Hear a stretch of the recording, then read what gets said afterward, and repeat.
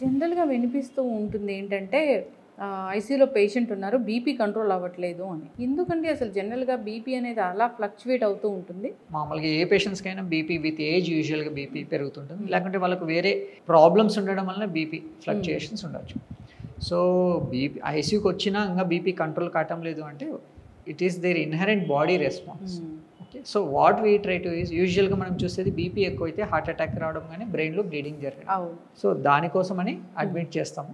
So మనకు BP ఎక్కువైతే గుండె నొప్పి వస్తుంది, లేకుంటే బ్రెయిన్లో బ్లీడింగ్ ఎక్కువ కావచ్చు. సో అది కంట్రోల్ చేయడానికి మందులు పెట్టాలి. సో అంత ఎక్కువ ఉన్నప్పుడు ఏం చేస్తాము, మేము పవర్ఫుల్ డ్రగ్స్ ఇస్తాం. పవర్ఫుల్ డ్రగ్స్ ఇస్తే మనం ఒక నిమిషం ఇప్పుడు ఒక 2 cc అట్లా ఏదైనా ఇంజెక్షన్ ఇచ్చామనుకోండి, బీపీ నెక్స్ట్ 5 minutesకి తగ్గొచ్చు, 100కి రావచ్చు, ఎంత నుంచి 200 నుంచి. సో అట్లా జరిగితే వార్డులో మానిటర్ చేయడం కష్టం కాబట్టి ఐసీయూలో అడ్మిట్ చేస్తాం. సో అది కొంచెం డోస్ అడ్జస్ట్ చేసుకొని ఇవ్వడానికి కొంచెం టైం పడుతుంది.